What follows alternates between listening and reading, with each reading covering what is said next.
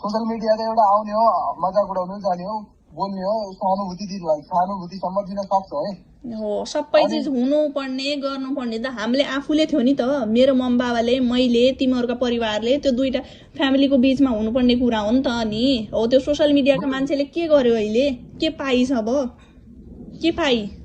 माया पायो नि, माया। ओहो मायाले जा, तिनीहरू कहिले माया, तिनीहरू दिन्छन्, माया दिन्छन्, पैसा पनि दिन्छन्, सबै चिज तिनीहरू हो, तिनीहरू देला नि त। अनि भइहाल्यो त त्यही हो। मैले खाएको थिएँ, मैले यहाँ मैले उ गरेको थिएँ, ल्याएको थिएँ भनेपछि पनि मै दिन्छु, मै दिन्थेँ होला हो। अनि तिनीहरूसँग तिनीहरू को हुन् अनि पछि तिनीहरूलाई त्यो भन्नलाई तिनीहरूको अगाडि नाटक किन? ओहो समाज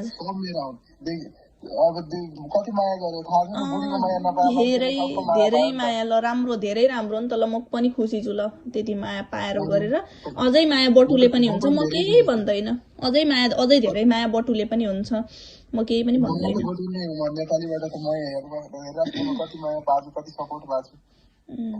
हुन्छ आफ्नो बुढीले त धोका दियो, पब्लिकले त माया बुझ्छ नि त।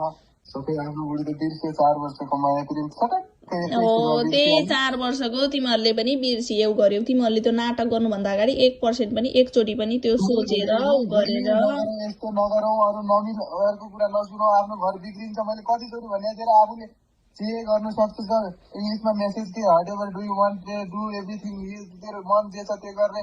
I have no longer longer पुरै मलाई त दिइरहेको थियो त, त्यस्तोसम्म पनि भनेको थियो। अनि अझै पनि के भनेको छु मैले, जे गर्न मन छ गरे पनि हुन्छ, तर मलाई धेरै बोल्न मन, टाउको दुखाउन मन छैन कि। मलाई पनि के गर्न मन छैन। प्लिज फोन राख्नुहोस्, बिन्ती छ। पैसाको टपिकमा कृपया कुरा नगरौँ। पैसाको कुरा कृपया टिकटकमा मात्र गएर गरौँ। त्यहाँ टिकटकमा जस्तो त्यो पोस्ट हाल्नु भएको थियो हजुरले, त्यसरी नै टिकटकमा पोस्ट हाले पनि उनीहरूले अनि टिकटकबाट पैसा आउँछ, टिकटकबाट सहयोग गर्छन् नि त मान्छेले। मसँग किन लिनु पर्यो, म किन दिउँ? जतिखेर मैले दिन्छु भनेर भनेको थिएँ त्यतिखेर त्यो ठ्याक्कै त्यही मोमेन्टमा आएर यो तमासा गरिसकेपछि अनि पछि को गर्छ मान्छे? ल पैसा कति लागेको थियो त्यो खै सुनौ त एकचोटि। 26 लाख रुपियाँ लागेको, 26 मा तिमीले आफ्नो बाबुआमाको गिफ्ट दिएको घटायो हैन? 26 लाख लागेको थिएन। सबै पहिल्यैदेखि भनेको, मेरो मम बाबालाई पनि भनेको यति लाख लागेको। 22 देखि 23 लाख लागेको हो ठ्याक्कै। हैन मसँग जोडेर मसँग हालेको पैसा युनिभर्सिटीमा फी तिरेको मसँग रिसिप्ट छ हजुर, त्यो भन्नु पर्दैन। 22 देखि 23 लाख लागेको हो, मलाई पनि थाहा छ। म पनि मर्या छैन, बाँचेको छैन। झुट बोल्न मैले मिल्दैन कि, म किन झुट बोलाउला? मैले जोडे हो कि। कहाँ छ ल खै हिसाब हामीलाई पनि खै हेरौँ हामी पनि। 26 लाख 12,060 रुपियाँ लागेको छ, त्यसमा तिमीले ओहो 26 लाख 12,060 रुपियाँ रे। हिसाबले त त्यही निकालेको, अनि त्यहाँ हालेको हिसाबले त्यही निकाल्यो। अब तिमीहरूले त्यसमा आफूले गिफ्ट दिएको 8 लाख रुपियाँ तिमीले घटायो, ठिकै छ। गिफ्ट घटायो त मेरो 18 लाख कहाँ छ त्यो? मलाई लेखेको चाहियो नि त। अनि कहाँ छ त्यो? कहाँ छ हेरौँ न हामी पनि। मलाई पनि चित्त बुझ्नु पर्यो नि त। अनि पछि तिमीहरूले गरेको हिसाब चित्त बुझ्नु के छ? मैले हिसाब गरे हैन, स्टेटमेन्टले बोलिरहेको कि त्यो कहाँ छ? हो त्यही त, मलाई त्यो चाहियो नि त। मलाई सबै त्यो प्रुफ चाहियो। त्यो 26 लाख लागेको छ भनेपछि अनि त्यहाँनिर म चाहियो। त्यही पछि पनि म त्यो उ गर्छु। मलाई पनि चित्त बुझ्नु पर्यो। जति किनकि मेरो बेइज्जत हुनु थियो, जति त्यो उ गर्नु थियो, बदनामी गर्नु थियो, मेरो इज्जत आएको त्यो मान्छेलाई मर्नु नबाँच्नु बनाएर उ गरेर तिमीहरूले त पुरस्कार पायौ, इनाम पाइहाल्यौ, तिमीहरूले खानदानले रूप देखाइहाल्यौ, गरिहाल्यौ। जति त्यो उ गर्नु थियो सबै देखाइहाल्यौ, गरेको थिए। मान्छे एकचोटि बिहे गरिसकेपछि 10 बिहे, 2वटा बिहे गर्न हाम्रो धर्मले भन्दैन। कसैले पनि दुःख सुखेन। तँलाई कमी के बात हो भन्न त? खान पादिने कि, लाउन पादिने कि, पढ्न पादिने कि, अरू कुरा यो कुरा त मसँग गर्दै नगरे पनि हुन्छ।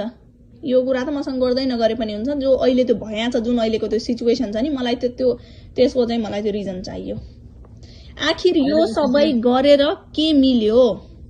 के पायौ तिमीहरूको खानदानले, तिमीहरूको त्यो परिवारले के पायो? तैले के पाइस अब यो गरेर?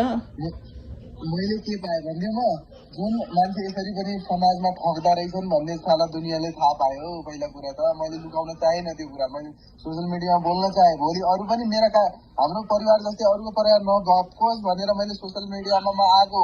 एउटा पनि ममाथि पनि अत्याचार अति नै भइसकेको थियो। म 3-4 महिनादेखि मलाई कति गाह्रो भइरहेको थियो, न मेरो फोन उठ्थ्यो। भन त आफ्नो बुढाबुढीमा 4-5 महिनासम्म पनि फोन कस्तो हुँदैन बुढाबुढीको, अनि मलाई कति गाह्रो भएको थियो त्यतिखेर। को बुढी कस्तो बुढी गायब हुन्छ यसरी अमेरिका गएपछि।